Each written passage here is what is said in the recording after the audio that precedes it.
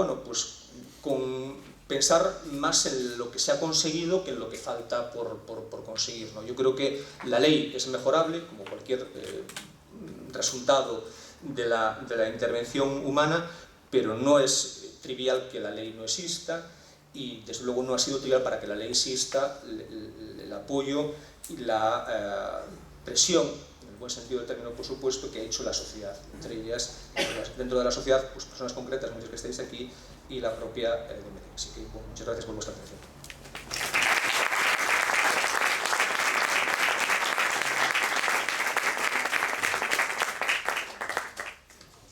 Muy bien, pues después de esta exposición tan exhaustiva, ahora empieza el debate, ¿no?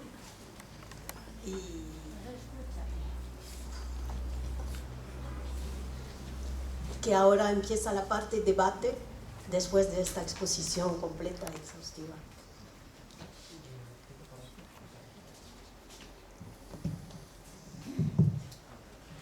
Bueno, Miguel, gracias. ¿Qué te parece lo del pistolero de Tarragona? Es decir... Bueno, iba a decirte que te agradezco que me hagas esa pregunta, pero no sé si agradecértelo o no. Yo me parece que bueno, supongo que lo sabéis, ¿no? Que es un caso que ha salido hace poco. Es un señor que está juzgado, yo creo que era un antiguo guardia de seguridad de una empresa que volvió a la empresa armado y mató a 2 personas, si no recuerdo mal, y desde luego hirió a varias más, ¿no? Entonces él está en la cárcel en una situación una situación médica que le permite pedir la eutanasia, y la familia de las víctimas ha dicho que si le aplica la eutanasia quedaría lesionado su derecho a la tutela judicial efectiva. Es decir, ellos dicen, nosotros tenemos derecho a que este señor sea juzgado, ¿vale? Que sea juzgado y en su caso que sea condenado, y antes de que eso ocurra, y que como sabéis eso en España puede tardar por la propia demora del proceso, porque luego habrá derecho a los recursos, es decir, porque eso puede demorarse durante meses, incluso años. Dice, no, es que si este señor se acoge a la eutanasia, quedaría defraudado nuestro derecho a la tutela judicial efectiva. Yo creo que eso no tiene ningún tipo de... Yo puedo entender, digamos, la parte emocional que pueda haber en todo eso, pero a mí jurídicamente me parece que eso no tiene ningún valor. Es decir, este señor, de momento, en todo caso es presuntamente inocente, pero aunque fuese culpable, eso no le priva del derecho. Lo que decía al principio, una persona que está en la cárcel está privada de su libertad y tiene muy limitados una serie de derechos, pero eso no le priva de otros derechos. Yo creo que de la misma manera que tendría derecho a la asistencia sanitaria, ¿no? Es como si alguien dice, no, bueno, esta persona tiene unas deudas, no permitamos que se muera, mantengámosla con vida hasta que las pague. No, yo creo que no sé en qué quedará la petición, pero vamos, yo no creo que se desatienda su derecho a la tutela judicial efectiva, porque en su caso es verdad que si la persona fallece, el asunto penal se archiva, porque ya no hay eventual culpable, ¿no? Pero si hubiese algún tipo de negligencia, porque entró en la empresa no debiendo haber entrado, habría algún tipo de compensación económica para las víctimas, ¿no? Entonces yo creo que su pretensión de justicia no puede imponerse sobre el derecho a la eutanasia de esta persona. Pero bueno, esa es mi opinión nada más.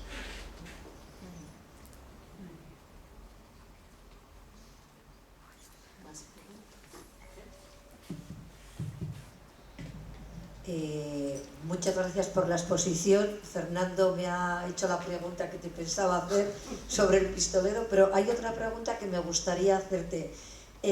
Tú has planteado que si la comisión nos rechaza una solicitud, tenemos el derecho a recurrir vía contenciosa administrativa.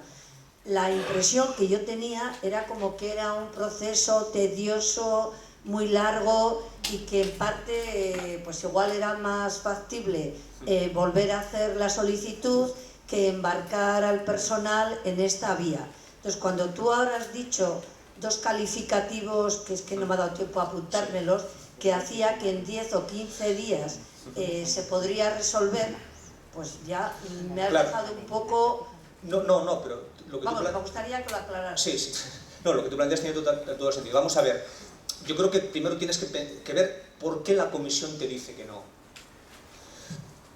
como lo sabéis, la Comisión puede decirte que no porque todavía no estás igual en el proceso. No es un no definitivo, puede ser un no temporal. No sé exactamente cómo te lo van a decir, pero tú puedes entender, no, igual es porque no he llegado a un estadio en el que se entienda que yo me puedo acoger a la ley. Pero eso no quiere decir que igual en 15 días o un mes no lo tenga. Por tanto, yo miraré primero, bueno, ¿por qué la han denegado? ¿No? ¿Y cuál es pero si en todo caso dices, no, pero yo creo que tengo derecho. Entonces, la opción es acudir a los tribunales. Hay dos vías. Hay, digamos, una vía que se llama ordinaria, que tú, digamos, tu caso se pone a la cola. Y por tanto te toca cuando te toca. Pero hay una vía, si entendemos que aquí está en juego un derecho fundamental, es una vía especial cuando están en juego derechos fundamentales. Por ejemplo, el derecho a la educación o el derecho de manifestación. Habréis visto que cuando se prohíbe una manifestación, tú lo llevas a los tribunales, en 2 o 3 días el tribunal te dice si te puedes manifestar o no. Porque es que si no lo hace con esa rapidez, pierde eficacia. Oiga, si yo me quiero manifestar pasado mañana, pero usted me responde dentro de 3 meses, es que me da igual, porque ya ha pasado la ocasión, ¿no? Entonces, esta vía es un recurso que se llama preferente y sumario. Preferente quiere decir que tu caso pasa por delante de todos los demás. En una jurisdicción, la contencioso administrativa, que al menos no es la más masificada, es aquella jurisdicción, como sabéis, en la que tú pleiteas contra la administración, sea la autonómica, la local, la estatal, la que sea, ¿no? Entonces, ese caso pasa por delante de todos los demás y es sumario. ¿Qué quiere decir sumario? Que es muy breve. ¿Entiendes? Se le da a la administración la oportunidad de presentar alegaciones, pero igual tiene 2 o 3 días. Es verdad que yo no te diría luego que el juez o la jueza te vaya a resolver tan rápidamente.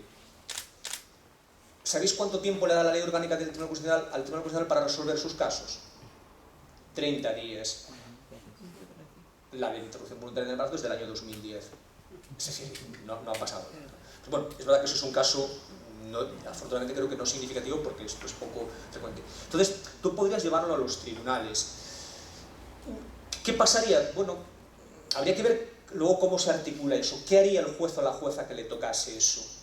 Supongo que pediría un dictamen, porque no se trata de que el juez o la jueza sustituya a la comisión, porque en principio no tiene mayor habilidad ni conocimientos para valorar si la persona que lo pide está en las condiciones de la ley.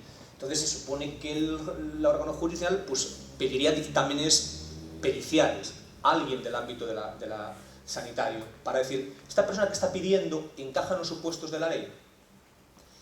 Y si el órgano judicial te da la razón, entonces obligaría a la administración a aplicártela. Claro, si la administración actúa con mala fe, ¿qué hace? Recurre, ¿entiendes? Y va dilatando el proceso. Yo diría que quizás no es la mejor vía, pero diría que tampoco es una vía descartable, ¿no?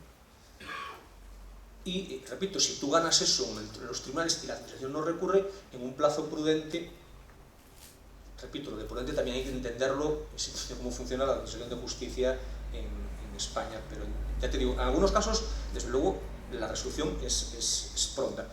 Que yo sepa, nunca se ha planteado un caso de este tipo todavía en España, en relación con la ley de eutanasia. Pero los recursos judiciales están en principio previstos para eso, porque si no, la última palabra sería la de la administración. Y contra ahí, pues el derecho a la tutela judicial también incluye que puedes impugnar las decisiones de la administración. Perdón por haber extendido tanto. No he sido sumario, desde luego.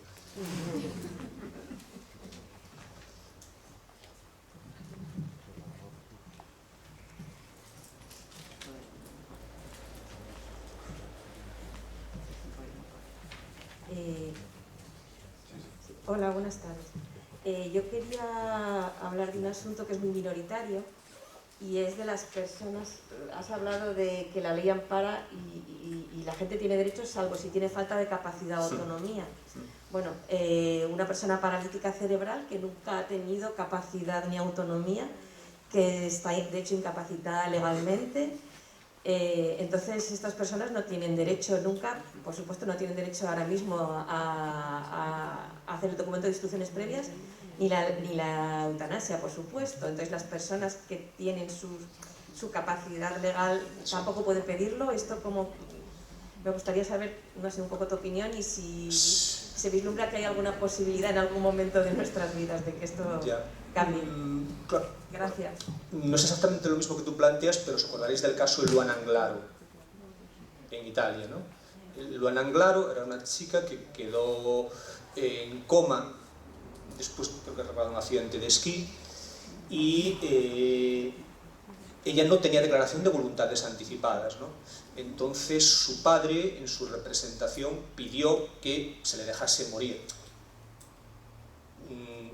Y bueno, el caso en Italia tuvo un impacto tremendo, varios tribunales le denegaron el derecho y al final sí se le acabó reconociendo, y incluso, digamos, se trató de reconstruir su voluntad. ¿Recordáis? Yo creo que su padre y creo que varias amigas pues fueron al proceso para, digamos, actuar como testimoniar que ella había dicho en reiteradas ocasiones que si algún día le pasaba algo parecido, pues no le gustaría que la mantuviesen artificialmente con vida. Es decir, se dio valor a estos testimonios como una forma de articular una voluntad que no estaba presente, porque ella no había dicho nada, ¿no? Entonces, bueno, trasladando ese caso al actual, pues, si queréis eso podemos debatirlo y igual no digamos todos a la misma. Yo creo que la ley actual no ampara eso. O sea, tú tienes que haber declarado tu voluntad en algún momento. Yo creo que no tienes que ser consciente en el momento ese, pero tienes que haberlo dicho antes. Y si no, no puedes. Y claro, ¿cuál es la cuestión? ¿Podrían hacer algo sus representantes legales? Claro, la cuestión es que este es un derecho tan personal que o lo puede hacer la propia persona, o yo creo que nadie lo puede hacer por ella. Es decir, porque ¿cómo reconstruyes la voluntad de alguien que nunca ha exteriorizado sobre eso? Es decir, bueno, pues yo creo, en el fondo, si haces eso te estás un poco poniendo en su lugar. Y yo no le veo en principio eso, digamos, ninguna manera de articularlo jurídicamente. ¿Cuál es la consecuencia? Bueno, que hay personas que no pueden disfrutar de ciertos derechos. Sí, efectivamente, es así. Es terrible, pero yo creo que no habría ninguna manera de sustituir esa voluntad. Bueno, oye, es mi opinión, no tiene más valor que eso, ¿no? Es decir, que cualquiera de los que estáis aquí seguro que tenéis criterio sobre esta cuestión, que me parece una cuestión muy importante. Y el hecho de que afecte a muy pocas personas no le quita ningún valor, porque no es una cuestión cuantitativa de a cuántas personas afecta, sino el hecho de que afecte a alguno, ¿no? Buenas tardes. Quería saber tu opinión porque en Canarias, que es mi comunidad, hay personas que en el testamento vital están poniendo que delegan en su representante si en el futuro consideran que se les aplica una eutanasia o no. No que elijan el momento representante, sino que se acoja a la eutanasia o no. ¿Crees que eso es posible? Yo diría que no. O sea, es porque en el fondo estás haciendo dejación de... Estás colocando tu derecho en manos de otra persona, que no decide el cuándo o el cómo, sino el qué. Y yo creo que otra persona puede, digamos, sustituirte para ejercer un derecho. O sea, cómo lo hago o cuándo lo hago. Pero decidir si lo puedes hacer o no lo puedes hacer, yo creo que ese es el derecho de la otra persona, pero no el de aquel que delegó eso. Yo creo que hay derechos que son personalísimos. O sea, o voto yo o no voto yo. Pero no te puedo decir, oye, vota por mí. ¿Entiendes? Y en el caso del voto, alguien te puede ayudar a votar, pero no puede decidir si vota o no en tu nombre. Por lo menos yo lo veo así.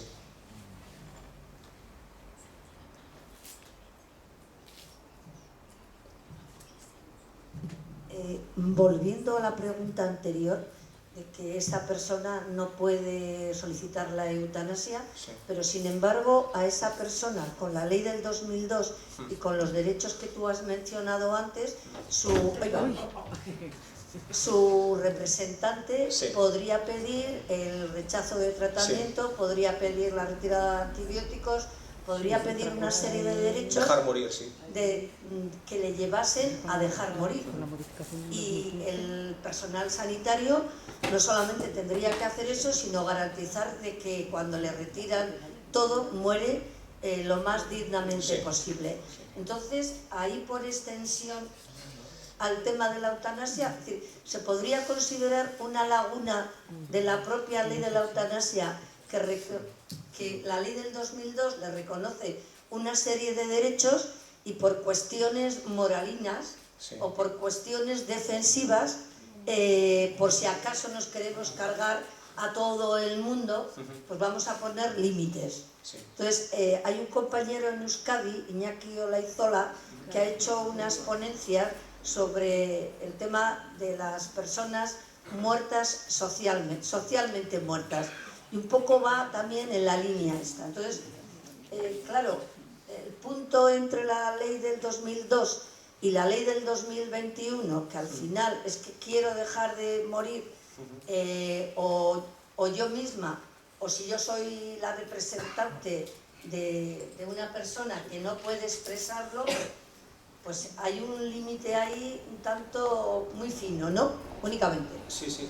No, yo entiendo la construcción. Entonces, es una laguna. Lo que pasa es que en este caso la laguna tiene que rellenarla el legislador. Yo creo que tendría que decirlo la ley. Si la ley no lo dice, yo creo que hay la figura que se llama la analogía. Ante un caso similar, como no tenemos, digamos, esta respuesta para este caso, busquemos un caso similar y cojámoslo y apliquémoslo, ¿no? Yo tengo mis dudas de que eso se pudiese hacer aquí, ¿no? Dirán, bueno, si eso se quiere hacer, que se ponga en la ley. ¿Por qué no se ha puesto? Por miedo. Podría ser. Podría, pero digamos ahí, quien tiene capacidad para hacerlo es la mayoría parlamentaria que lo haga, ¿no? Ya digo, yo veo difícil de eso o sea, me parece que no sé, que si tú planteas eso, ni el médico responsable, ni el médico consultor, ni la comisión, ni ningún tribunal te va a permitir eso, creo, pero bueno, no lo sé. En eso, una cosa que me parece importante es, yo creo que tenemos que tratar de que nuestros representantes, y los representantes son quienes están legislando, hagan las cosas lo mejor posible.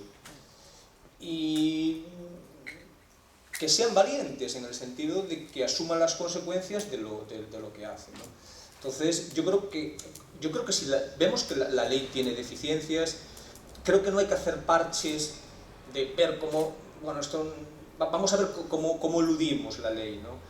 Sino que, claro, eso igual para la persona concreta le resuelve el problema. Pero, ¿qué es lo que ocurre? Que eso también te genera una gran inseguridad. ¿Por qué? Porque luego dependerá, en el supuesto de que admitiésemos esa posibilidad, dependerá de que en un sitio entiendan que eso puede hacerse y en otro no. Claro, para el que lo quiere y lo consigue, bueno, pues igual no necesita nada más, ¿no? Pero, digamos, la idea es que la ley sea general. Y la ley es general, es la misma ley para toda España. Entonces, yo creo que las carencias de la ley tienen que buscar una solución general, al margen de que cada uno le pueda preocupar su solución particular, ¿no? Y por eso habría, yo creo que reclamar de la mayoría parlamentaria que no pasa nada, o sea, por modificar las leyes, ¿no? Y las leyes, como cualquier producto, pues tienen o sea, su parte está bien y aparte que habrá que adaptarla, ¿no? Entonces yo creo que, no sé si ahora, pero quizás cuando pasen 2 años de funcionamiento de la ley, falta también un reglamento de desarrollo de la ley, por cierto.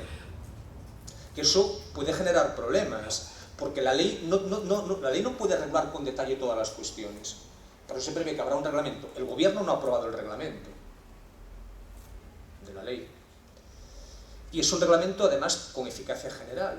Al ser una ley orgánica, es una ley para todo el Estado y solo puede ser modificada por las Cortes Generales. No puede haber, digamos, una normativa autonómica a la carta.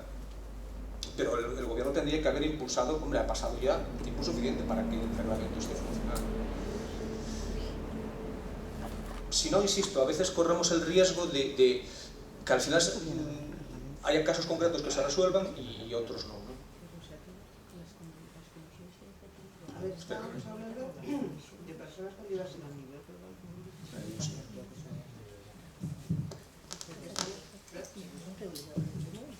estamos hablando de personas con diversidad funcional, con incapacidad para expresar su voluntad. Pero a mí me preocupa bastante el grupo de personas con diversidad funcional cuya tutela efectiva no está en su mano, que sí que pueden votar, que sí que se pueden expresar. Hablemos de bipolares, hablemos de un montón de patologías psiquiátricas, hablemos incluso de síndromes de Down, que es lo más normal del mundo, o sea, quiero decir, pero que la tutela al final la tienen los padres, la tiene la familia o la tiene la administración.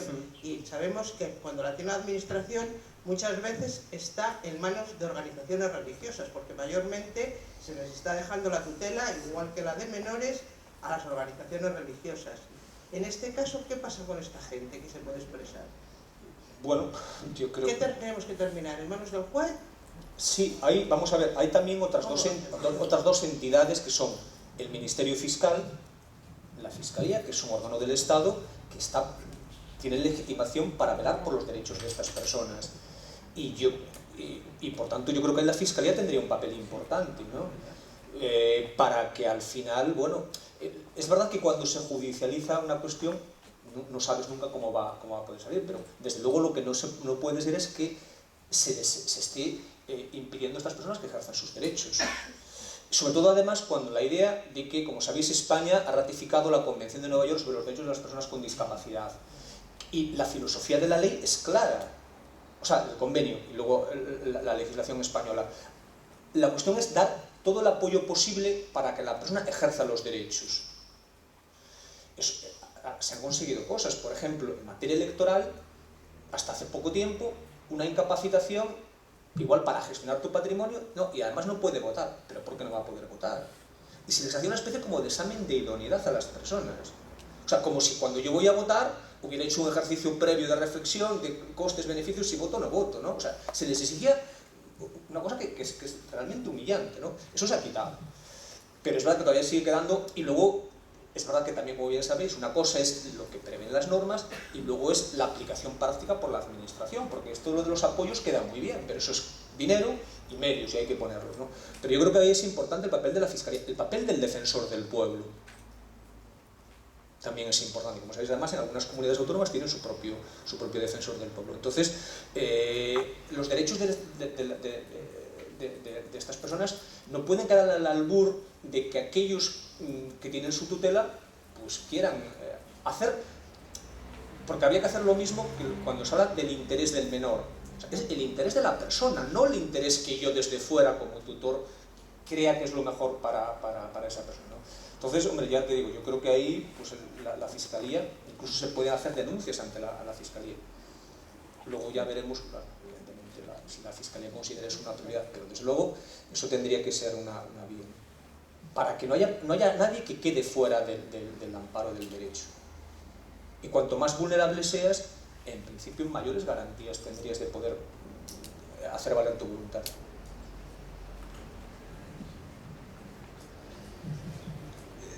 Hola, quería continuar con lo de Canarias, de que haya personas que en su testamento vital delegan en su representante.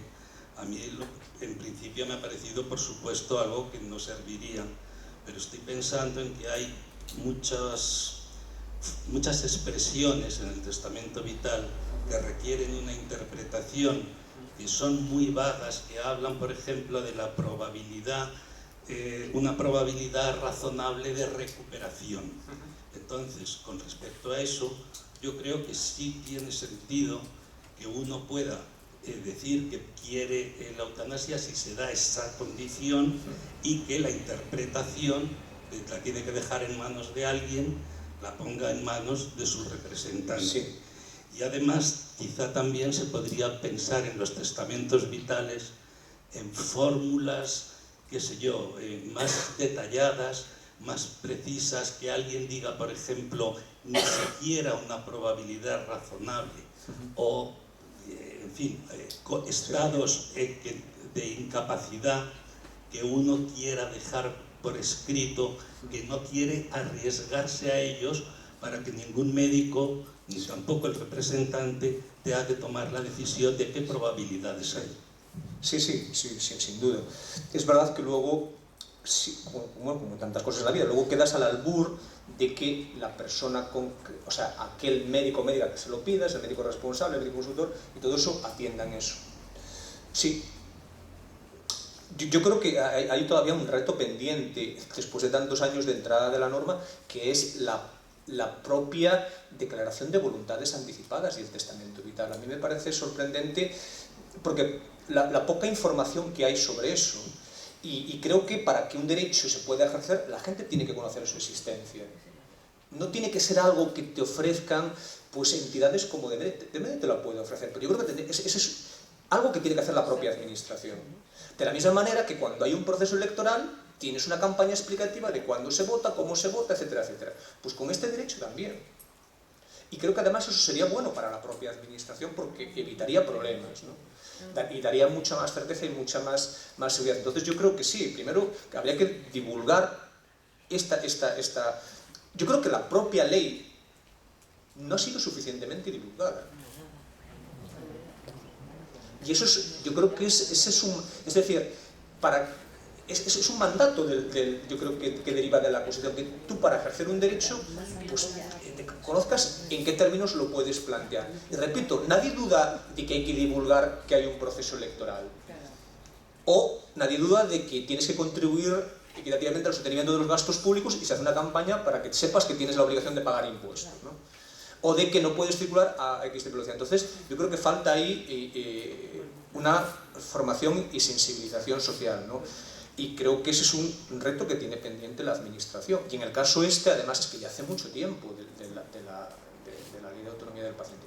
Y la de la eutanasia igual. A veces parece como que ciertas leyes se aprueban un poco clandestinamente, ¿no? O que como ya está en el BOE, bueno, pues que la gente se espabile, ¿no? O que lo hagan las entidades.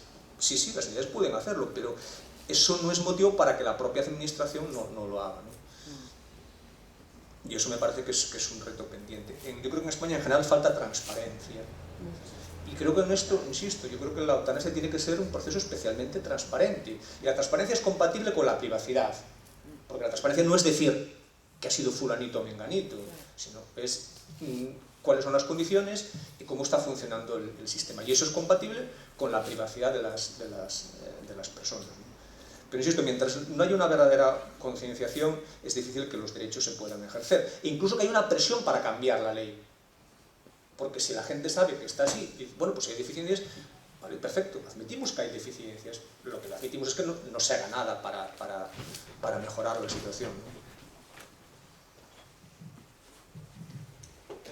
Yo te quería hacer una pregunta, por aquí, sobre lo que has comentado del reglamento que tendría que crear el gobierno para regular la aplicación de la ley, y quería saber si ese reglamento podría ayudar a limar las diferencias que hay en su aplicación respecto a las distintas comunidades autónomas, teniendo en cuenta que, por ejemplo, ha habido comunidades como Madrid o Andalucía que han tardado hasta 5 meses en poner en marcha, bueno, en crear la comisión, en crear los diferentes órganos, en ir nombrando y en aplicar la ley en realidad. ¿Eso podría ayudar a corregir esas desigualdades y hacer efectivo el derecho por igual en todo el territorio, o simplemente es...? Yo creo que si no se han puesto en marcha las comisiones es porque no se ha querido. Es una decisión política. O sea, la decisión política a veces consiste en hacer algo o no hacer algo. Entonces yo creo que aunque hubiera el reglamento, porque más que el reglamento te vincula la propia ley. Y la ley era clara en ese sentido. Entonces las administraciones autonómicas, algunas han incumplido la ley. El reglamento yo creo que lo que tiene es, digamos, que regular cuestiones más de aplicación, ¿no? Pero, o sea, también lo que es sorprendente es que, por una parte, a la ley se le dio un plazo de vacatio legis, como sabéis. La ley no entró en vigor inmediatamente. No, como hace falta un tiempo, vamos a dar un tiempo. Pero luego resulta que el tiempo no se cumple. Y se sabía perfectamente. Pero no incluso en comunidades recalcitrantes. Casi todas las comunidades autónomas incumplieron el plazo, ¿eh? Entonces se empezó más tarde. Y repito, los gobiernos autonómicos, que son los que tienen competencia para eso, lo sabían. Y no era tan complicado. Yo creo que también está habiendo un retraso en las propias comisiones en crear sus normas de organización y funcionamiento. O sea, el problema es que a veces depende mucho de quién esté ahí. Pero eso en el fondo es un problema, porque si hay una ley, pero depende de quién gobierne, se aplica o no, en el fondo no hay una ley. Depende del gobierno que te gobierne, si tienes un derecho o no. Claro, yo creo que es un problema a veces de lealtad de la institución. Oye, tú puedes ser un gobierno que no estés de acuerdo con esa ley, pero te obliga exactamente igual que a los demás. Y pon los recursos, incluso puedes acudir al Tribunal Constitucional si crees que esa ley... O sea, pero es una cuestión repito, de deslealtad con quien ha aprobado la ley y con la propia ciudadanía de tu comunidad autónoma. Oye, tú tienes que poner los medios para que la gente ejerza los derechos. Entonces, bueno, también yo creo que, porque en España ciertos incumplimientos de este tipo de normas no tienen consecuencias. No ya jurídicas, sino ni políticas. La gente no le da importancia o no lo sabe o se inventan trabas que no existen, ¿no? Yo creo que afortunadamente, con todo, pues las comisiones están en marcha, ¿no? Entonces yo creo que lo que hay que exigir es que sean transparentes, que hagan públicos los informes y que pongan en común cuáles son los problemas que han venido detectando, ¿no? Seguramente algunas de esas cosas luego sí se pueden incorporar al reglamento. No creo que se haya estado esperando eso para hacer el reglamento, sinceramente. Que así soy mal pensado. Simplemente no se ha hecho el reglamento porque no se ha querido hacer el reglamento hasta ahora. Pero el reglamento, desde luego, sí ayudaría a que hubiera más homogeneidad. Yo creo que sí. Pero como sabéis, también hay cierta autonomía. La propia composición de las comisiones no es igual en todos los sitios. Por ejemplo, en Asturias se ha reconocido que en la composición formen parte personas del sector del trabajo social, pero no en todas las comunidades autónomas se ha previsto eso. Es verdad que las comunidades tienen un cierto margen para hacer las cosas, ¿no? Pero, bueno, por eso también es importante, digamos, la presión social, para que se vea que se ha hecho algo, pero eso no quiere decir que ya esté todo, ¿no? Y el papel de los medios de comunicación también, por eso es muy importante, porque a veces lo que no está en los medios parece como que no existe. Y en ese sentido el papel también de DMD, bueno, antes lo comentábamos, ¿no? No es por hacer autoelogio, y menos que sea un simple socio, ¿no? Pero el impacto de una entidad como esta, con el número de socios que tiene y la repercusión social e institucional, me parece que no hay muchas que puedan decir lo mismo, ¿no? Entonces, bueno, yo creo que también hay que aprovechar eso para reclamar, no quedarse con lo que ya hay.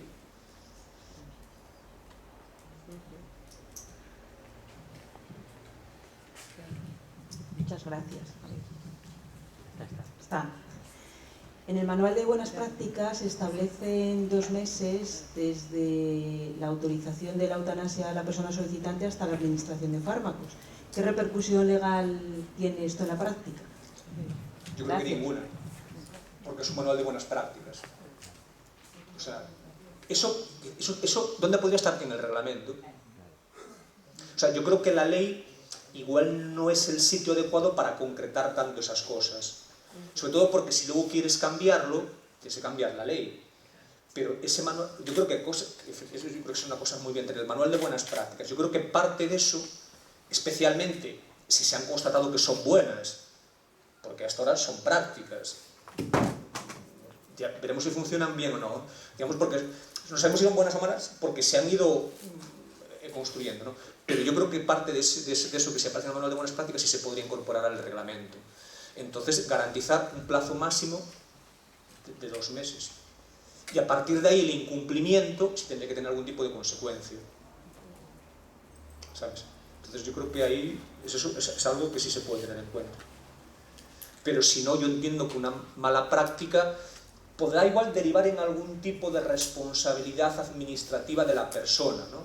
Por vía sancionadora, porque hayas incumplido eso, pero desde el punto de vista que me interesa, que es el de la persona que pide que ejercer el derecho, yo creo que el incumplimiento del manual de buenas prácticas para ella, de momento, no lleva aparejado ningún tipo de consecuencia. Si pasan 2 meses, no quiere decir que estén obligados a hacerlo ya inmediatamente. Por eso, bueno, seguramente sería bueno incorporar parte de esas prácticas al reglamento.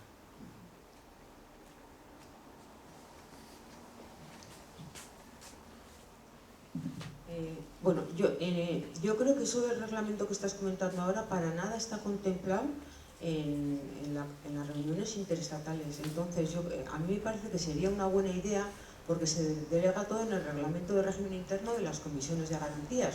Pero hay cosas, y bueno, en teoría tienen que proponer ellos las mejoras en cada comunidad, pero hay cosas como que cuando el médico al que se le pide que sea el médico responsable dice que no, que se declara objetor, pero tiene que transmitirlo a su inmediato superior para que se busque otro, no está puesto en ningún sitio cuánto tiempo puede pasar. Por ejemplo, en Navarra se acaba de poner que sea 7 días, ¿no? O sea, no puede decir lo tengo en el cajón y no sé qué, pero eso sería mucho más lógico en ese reglamento general. Con lo cual, igual como DMD, igual una cosa que podríamos hacer es decir, cosas que podríamos pedir que se haga ese reglamento y cosas que se deberían regular, porque el manual de buenas prácticas no deja de ser recomendación, Claro. mientras que el reglamento tendría más, pues eso, una cosa arreglada y que se pudiera sancionar. Claro. Sí, sí. Es que si eso que tú dices, si ese médico incumple el plazo de 7 días, está cometiendo una infracción. Y tú en el propio reglamento puedes poner un apartado sancionador.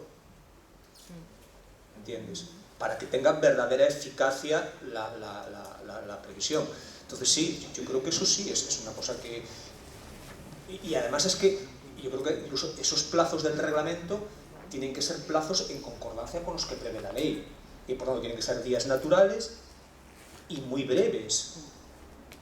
Es decir, lo que no puede ser es que a mí esos 7 días es que me parece una barbaridad. Porque das más tiempo para eso que el propio tiempo que tendría el médico para hacer el informe. Y eso parece poco coherente. Sobre todo por la incidencia que eso tiene en el derecho de la persona. Porque cualquier demora supone la afectación de la imposibilidad de ejercer el derecho. Entonces, yo creo que ahí habría que aplicar el principio ese de sumaridad, de que tiene que ser algo muy breve. Oiga, ¿usted no quiere? Un día. O sea, es que hay ámbitos en el derecho en el que te dice 24 horas y 24 horas. Y ya está. Sí, pero está 24 horas en que se transmita al superior, pero luego está el tiempo en cómo se consigue otro. O sea, que cuando yo digo lo de los 7 días, sí, es sí. hasta que se consigue, pero bueno. Claro, pero es que eso la administración tiene que tenerlo previsto. Tú míralo desde el punto de vista de la persona y dices, mire, no me cuente su problema. O sea, yo quiero ejercer mi derecho. Es verdad que, claro, como decíamos, los derechos tienen límites y no basta con que tú tengas un deseo para que ese deseo se convierta en algo exigible. Pero hombre, en este caso está claro que el legislador ha dicho, no, eso tiene que ser rápido. Y ya te digo, la opción por los días naturales es rápida. Veis que los propios plazos son cortos, 2 días, 4 días. O sea, ¿por qué? Porque la idea es que todo el proceso se desarrolle con rapidez. Entonces no puede haber ahí como de repente una barrera que desnaturaliza el proceso, ¿no? Entonces, ya te digo, yo no sé, habrá que ver, ¿no? Efectivamente, la complejidad que eso supone de buscar a alguien. Pero bueno, eso habrá que ir previéndolo, ¿no? Y repito, yo creo que sí, que el reglamento sería algo que debía de contemplar. Bueno, hay otra cosa que quiero comentar que sobre la comisión de garantías. Yo que también era de las que opinaba que poner la comisión de garantías previa a la autorización me parecía como el colmo, o sea, como ningunear a los 2 médicos previos que han tenido que hacer informes. Ahora que lleva un tiempo de desarrollo la ley, me estoy dando cuenta que para bastante gente, bastantes médicos y médicas, supone una liberación, o sea, facilita el poder hacer, porque dicen, bueno, como luego me lo tienen que aprobar, no me van a llevar a mí a juicio si yo he dicho que sí, no sé qué. Entonces, yo ahí veo eso, que yo era de las que opinaba que no, y sin embargo ahora creo que puede facilitar el que cierto personal se atreva a hacer informes que de otra manera objetaría. Sí, yo también estoy de acuerdo contigo. Hay que ver si luego eso se acaba trasladando a la propia comisión y el equipo de 2 miembros de la comisión al final diga, bueno, pues que decida el pleno de la comisión, ¿sabes? Pero sí, yo creo que en todo caso eso lo iremos viendo. Por eso también es importante conocer todo eso, ¿no? Es decir, en cuántos casos hay un informe negativo de los médicos que luego es revocado por la comisión, ¿no? Entonces, cuando tengamos esos datos, quizás con un poco más de tiempo, pues se puede ir viendo eso. Pero sí, puede ser.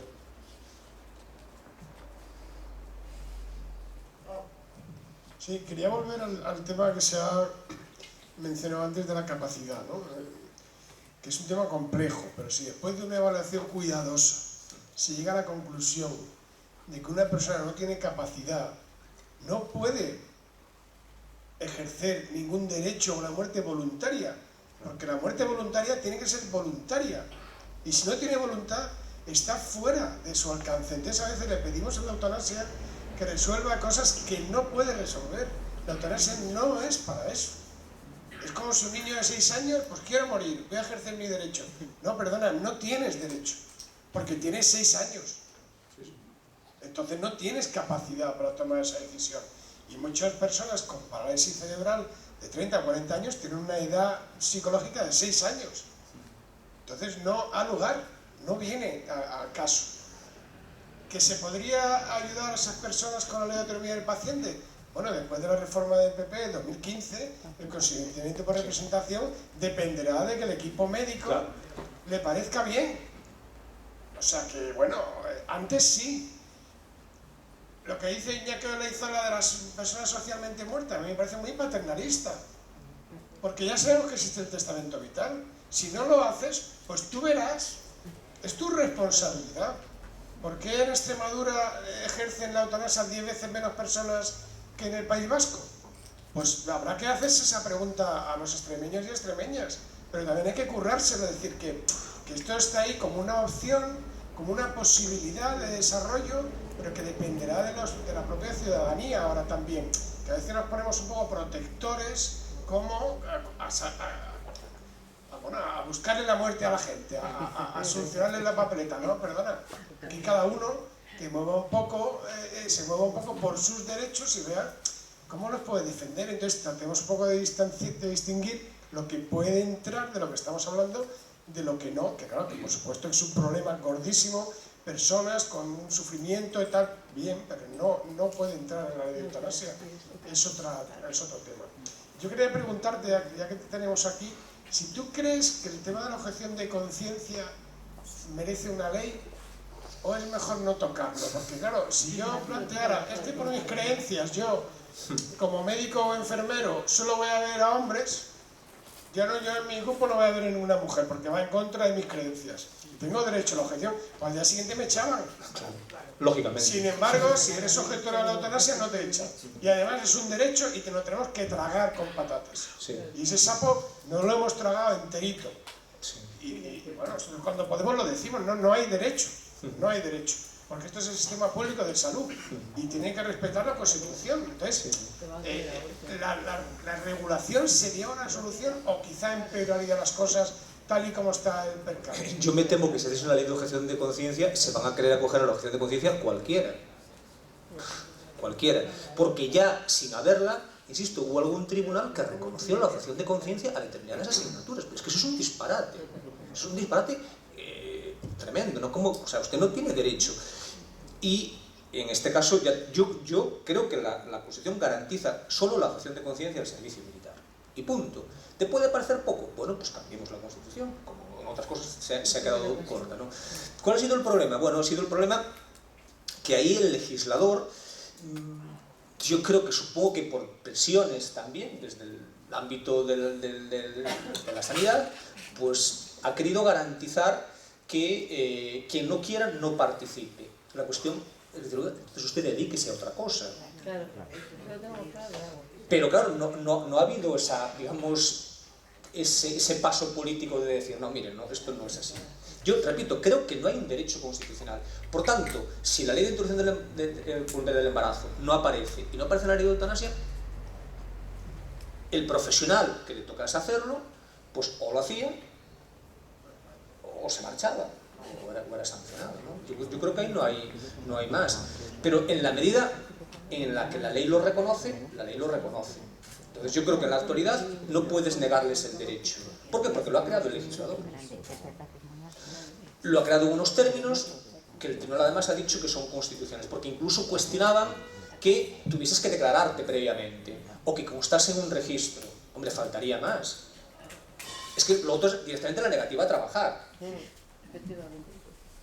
Entonces, digo, no, al menos el tribunal dice, no, para garantizar que el derecho es eficaz, usted tiene que decirlo antes, para que se pueda prever una alternativa. Yo no le estoy impidiendo a usted que lo haga, pero, y además se ha acotado un poco la titularidad. Recordad que antes era objetaba quien le daba la gana, que trabajaba en un hospital, ¿no? Afortunadamente eso se quitó. Yo creo que una ley de objeción de conciencia, al contrario, sería vista como nuevas oportunidades para objetores. No me apetece explicar esta parte de mi materia. ¿Por qué? Porque esta parte de mi materia pues, es incompatible con mis convicciones, ¿no? Pues una cosa es disparatada. O sea, al final conviertes a tu ideología en una excusa para no hacer tu trabajo. Pues perfecto, usted sea coherente y dedíquese a otra cosa. Pero no tiene por qué ser. Entonces, ya te digo, yo creo que no. Yo creo que lo que habría que hacer en su caso sería quitarlo de las leyes, no hacer una nueva ley. Pero veo eso muy complicado. Y no creo que haya una mayoría parlamentaria que quiera hacer eso, al contrario. Ha habido esa vis expansiva, ¿no? En la ley de interrupción voluntaria del embarazo y en la de la eutanasia. Y si os dais cuenta, han copiado en la del 2021 lo que se decía en la del 2020, básicamente. Y yo eso no...